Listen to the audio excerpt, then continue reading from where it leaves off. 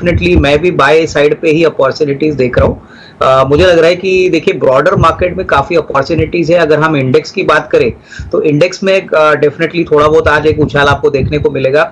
Previous week US markets भी ऊपर थे, तो definitely in the near term market थोड़ा उछलेगा, लेकिन कहीं ना कहीं अगर एफआईआईज की बिकवाली कंटिन्यू रहती है तो may be in the second half थोड़ा बहुत प्रेशर मार्केट्स में हमको देखने को मिल सकता है। और आज टीसीएस के नंबर आने वाले हैं, मोर देन द रिजल्ट्स मुझे लग रहा है कि जो कमेंट्री आएगी वो काफी इंपॉर्टेंट रहेगी, क्योंकि टीसीएस की commentary will be the kind of general trend for the entire IT sector, जो बहुत सिग्निफिकेंटली अंडर परफॉर्म कर चुका है।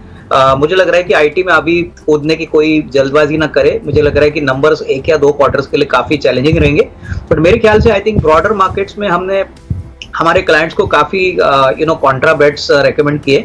इसमें से मुझे लग रहा है कि जो डिस्क्रिशनरी स्पेंडिंग वाले स्टॉक्स है वहां पे फोकस करिए, स्पेशली रिटेल की बात करें, एंटरटेनमेंट, मीडिया की बात करें, तो मुझे लग रहा है कि ये ऐसे सेक्टर्स है जहां पे अच्छा ग्रोथ हो रहा है। तो डेफिनेटली अपॉर्चुनिटीज रहेंगी, बट थोड़ा सा पेशेंस मार्केट में चाहिए। आई मीन बजट आ रहा है तो ऑब्वियसली बजट का जो इवेंट है वो बहुत बड़ा है, तो till that time I think markets volatile रहेंगे, but it's a good time to look at good interesting companies, provided किसी के पास अगर 8 से 12 महीने का टाइम फ्रेम है तो अभी भी एक अच्छा अल्फा आपको ब्रॉडर मार्केट्स यानी छोटे मझोली कंपनी से मिल सकता है। मुझे लग रहा है कि कहीं ना कहीं डिलीवरी जो लॉजिस्टिक प्लेयर है और जो काफी टेक्नोलॉजी सेवी है, मुझे लग रहा है कि खराब नतीजों के बाद स्टॉक भी काफी गिरा है, तो ये एक अच्छा स्पेस हो सकता है, क्योंकि लॉजिस्टिक में हमको लग रहा है कि बहुत बड़ा ग्रोथ आपको आने वाले 3-4 क्वार्टर के लिए देखने को मिलेगा, क्योंकि जिस प्रकार से ई कॉमर्स का बिजनेस बढ़ रहा है, ओवरऑल इकोनॉमी में ग्रोथ आ रहा है, तो I would be more positive on delivery. रही बात पेटीएम की, तो अजय मैं भी मानता हूं कि स्टॉक अपने आईपीओ प्राइस से काफी घट चुका है।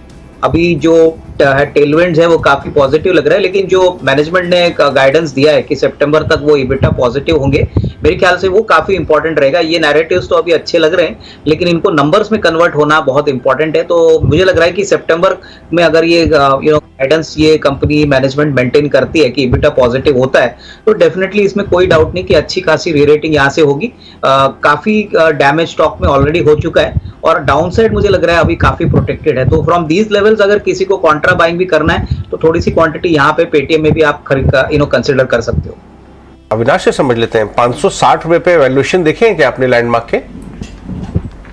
देखिए अजय, मुझे लग रहा है कि जब ये आईपीओ आया था तभी काफी लोग थोड़े एप्रिहेंसिव थे, पर जैसे आपने कहा कि देखिए ये एक कंपनी जो है वो लग्जरी कार मार्केट को रिप्रेजेंट करती है, और मुझे लग रहा है कि जिस प्रकार का वॉल्यूम नंबर BMW, मर्सिडीज के नंबर्स में आए हैं, मेरे ख्याल से यहाँ पे कोई डाउट नहीं कि आने वाले 6 से 12 महीने में अगर ये ग्रोथ मोमेंटम रहता है तो इसमें और थोड़ी तेजी आने की पॉसिबिलिटी है। इनफैक्ट प्रॉफिटेबिलिटी सिग्निफिकेंटली बढ़ेगी, और इस बिजनेस में मेरे ख्याल से ये एसेट लाइट बिजनेस है, तो return on capital employed, return on equity और जो ROIC है वो बहुत ही डेफिनेटली अट्रैक्टिव लेवल पे आएगा। और यहाँ पे मैंने भी सुना है कि मार्केट्स में काफी इंटरेस्ट इंस्टीट्यूशनल इन्वेस्टर्स से आया है, तो ये अगर जारी रहता है तो इस स्टॉक में और थोड़ी रेटिंग के लिए जगह है। हालांकि देखिए नया आईपीओ रिलेटेड स्टॉक है, तो पहले क्वार्टर के नंबर्स जब दिसंबर के आएंगे तभी मार्केट्स कीनली वेट करेगा कि आगे की मैनेजमेंट की क्या कमेंट्री है, क्या ग्रोथ प्लान्स है, क्योंकि इसका पूरा जो बिजनेस है वो वॉल्यूम ड्रिवन है। यहाँ पे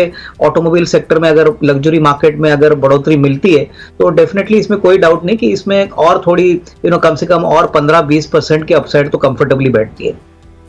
अविनाश सर, मैं और कुछ भी नहीं देख रहा, मैं 1 मिनट के लिए नंबर्स को भी मान के चलता हूँ कि बाजार ने पहले से बुरे नंबर्स को डिस्काउंट कर लिया, अब कुछ भी अच्छा आएगा तो चलेगा। मेरे लिए ज़्यादा इंपॉर्टेंट है इसका बायबैक का प्राइस जो उन्होंने 4,500 के आसपास का बोले हुए हैं।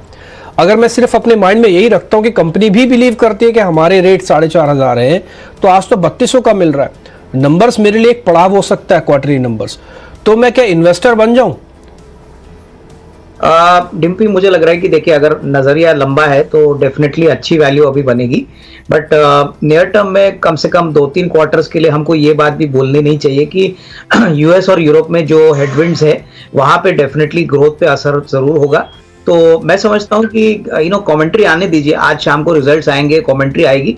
कमेंट्री मेरे ख्याल से मॉडरेटली पॉजिटिव होगी, इतना भी खराब आने का अनुमान नहीं है, लेकिन फिर भी ग्रोथ अगर एब्सेंट होता है, अगर वो मार्जिन्स पे या ग्रोथ के ऊपर कोई कॉशियस कमेंट्री कहते हैं तो मार्केट को ये बात पसंद नहीं आएगी। अदरवाइज 3,100 3,200 का जो लेवल है, मुझे लग रहा है कोई लंबा इन्वेस्टर चाहे तो डेफिनेटली इसमें थोड़ा सा निवेश कर सकता है। अगले 1.5-2 सालों के लिए बहुत ही बेहतरीन नंबर्स आने की अपेक्षा है, क्योंकि आईटी के बिना कोई भी सेक्टर या कोई भी ग्लोबल इकोनॉमी चलेगी नहीं।